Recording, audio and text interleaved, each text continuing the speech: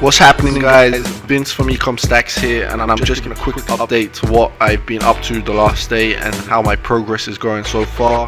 So I'm happy to report that I have made my first £100 plus day, which was something I was aiming for. I was trying to break that 3-digit mark, and I did it the other day. I woke up.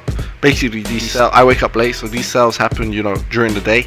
And I woke up and I was already past 100, and by the end of the day, it kind of got stuck at 122, and so basically I overshot by £22. So that's some good news. I wasn't expecting it to happen so fast, but at the same time, it was bound to happen soon enough because I was moving in the right direction.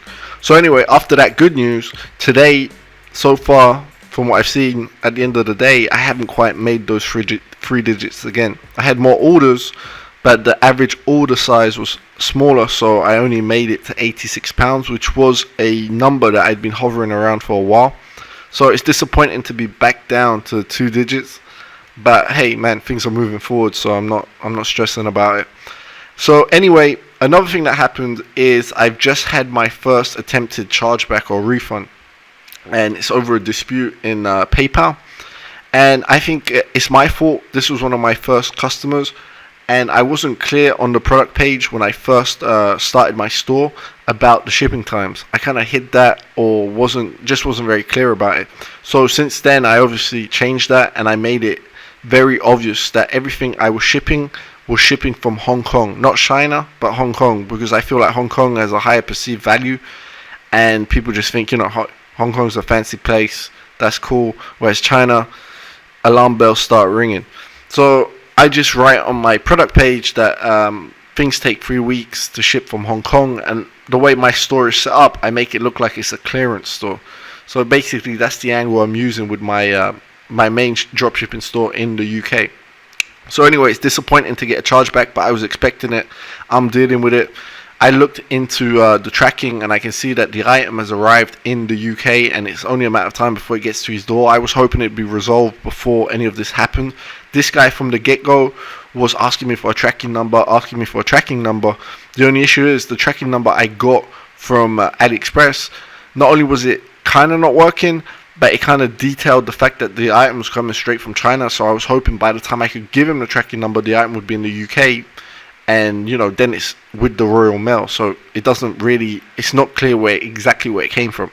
So anyway, yeah, that's some bad news. I'm dealing with it. I'm hoping that I can resolve the issue since the item is in the UK, should be there soon, and hopefully he doesn't do the chargeback. I keep that money, and my account with PayPal stays clean, because the more chargebacks you get with PayPal, obviously you start having issues and they start checking. And one of the things they don't like is they don't like businesses that have a lot of orders coming from all over the place.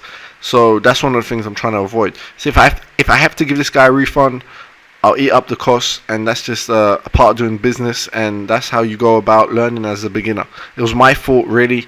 I should have been more clear up front, and I should have handled this guy better, and I should have been more up to date with my customer service. I mean, there's so many parts to this that you have to stay on top of. So basically, that's a little lesson learned, and I'm glad it happened now, because rather have it sooner than later.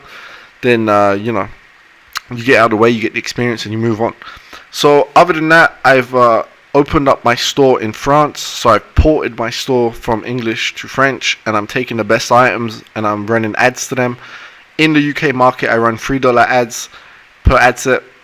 So in the French market, I'm planning to literally run $1 ads, because I've heard it's so much less competitive, and you can gauge just from $1 ads over time which items will be winners and losers. So I'm hoping that my ad cost there will be lower, but my profit margins will stay the same. But let's see what happens. And other than that, I'm hoping to just continue.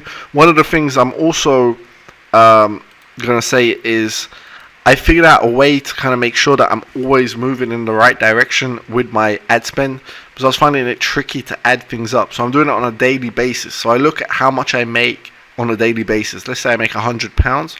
I know that at least 50% of that is profit, because I always work with 100% profit margin. And so of that £100, £50 is profit. And then I look how much I spent on ads at the end of the day. And if my profit margin is less than my ad spend, obviously if my profit margin is more than my ad spend, then I've made a profit that day, and that extra bit on top will allow me to spend more on ads and keep expanding and trying to find more items to make more money, basically. Because at the moment I have 2 items that are doing well for me and a couple that are in and out, and I'm not sure if I should drop them or just use them for upsells. So basically that's it so far, and stick around, tune in, because I'll be doing one of these every day and detailing my progress for me and for other people to learn. And that's about it for today. So yeah, I'll see you guys later. Ciao.